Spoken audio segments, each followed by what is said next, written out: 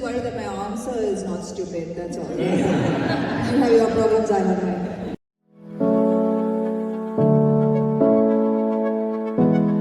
I think it's wonderful to be here. This feels extremely intimate and different from what I'm used to. So Samantha, just wanted to start off by something that a lot of your fans have been asking me to ask you. What drives you?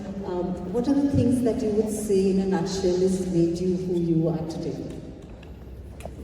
I think coming to Australia especially takes me right to the very beginning. I grew up in extremely humble beginnings.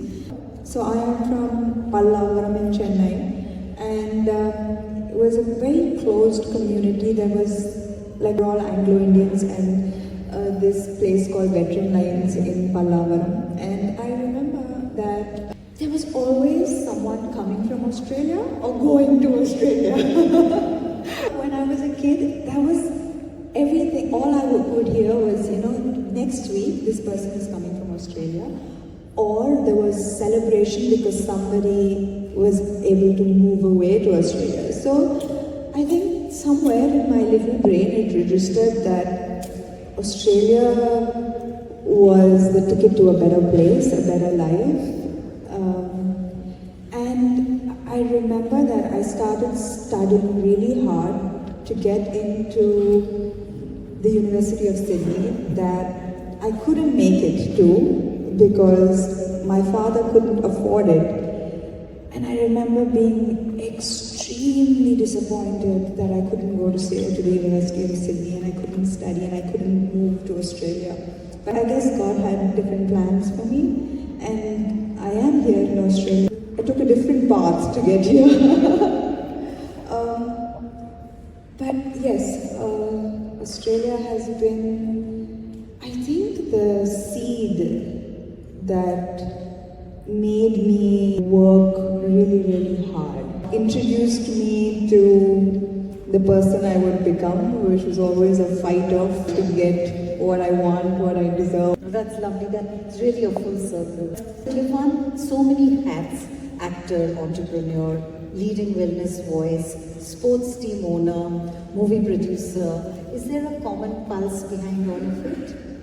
I know it feels like I'm doing many, many things, but to me they don't seem separate. They seem one. They all come from the same purpose. I think that very early on in my career, I realized that I was not going to be just an actor, only an actor.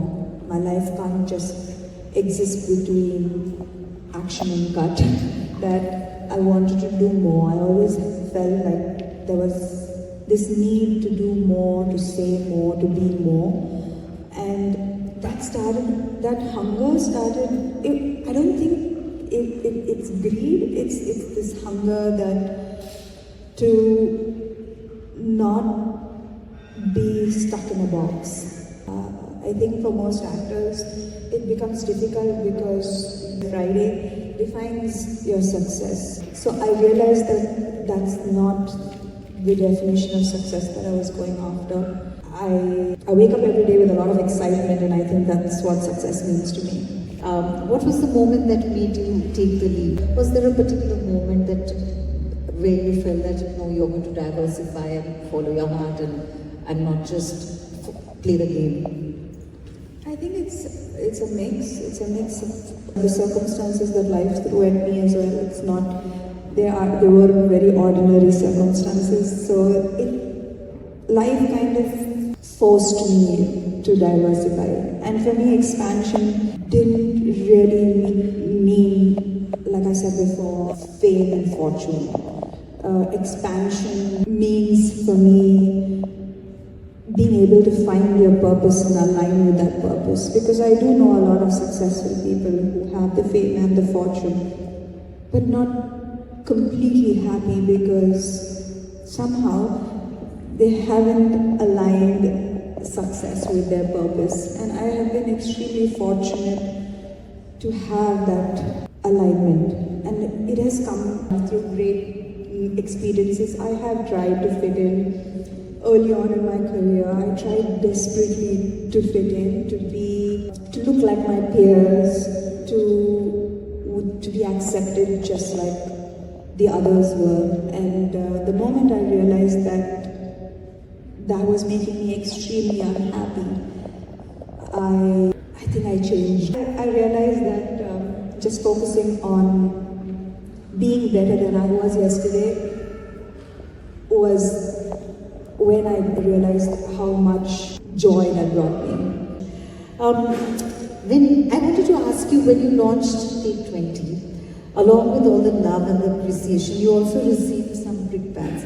Yet to put your neck out on the line and to continue to do what you do, 1 year on Take 20 is still going strong. So what do you feel about that? It's not the most natural thing for an actor to start a health podcast, but again, it's where my purpose lies. I do know that starting a fashion line is way more easier than doing a health podcast for an actor, and also when you want to do something that people don't see you as a fit in, it's always a little difficult. But after what I've been through in the last 2 years with my health, I realized that this is something that matters to me very deeply. For me, being able to help someone else is really important. And today when I get messages, last month or so, there was this lady who wrote me a letter and thanked me for Take 20. I think that was more important to me than most of the movie accolades. It was something that really moved me and touched me deeply and made me realize that I need to follow what my heart tells me to. And Take 20 is definitely what my heart says. When you transitioned into more female-oriented, very strong, powerful characters, did that come from a place of standing up for yourself? Or did that come from, okay, the industry is shifting in this way, and I also feel very strongly and passionately about that, so I'm going to move towards it?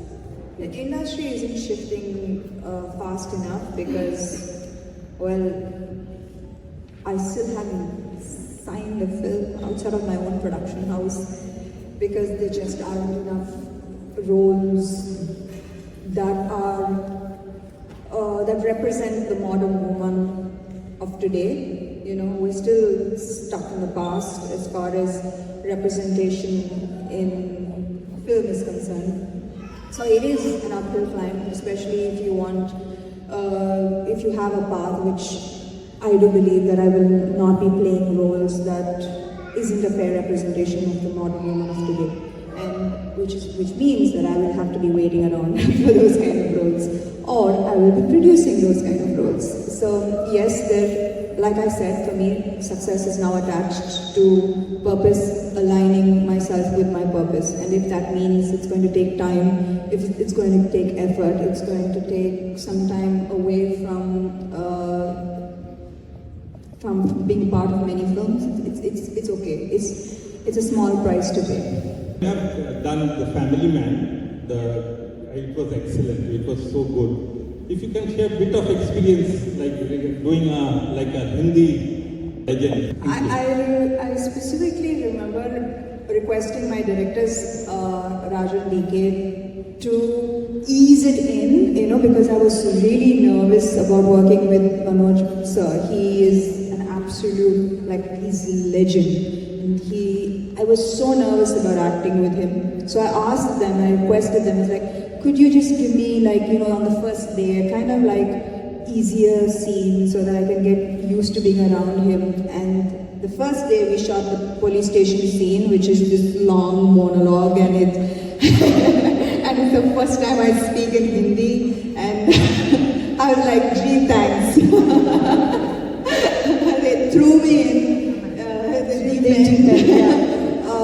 But yeah, I think the fear worked because that scene was really, really special.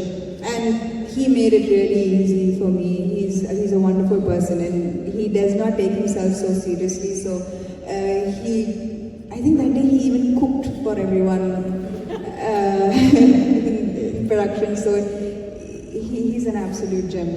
What was the last film that you watched that moved you? I watched a series, Adolescence. Have you guys watched that? It made me question where we have failed. And last book that you read?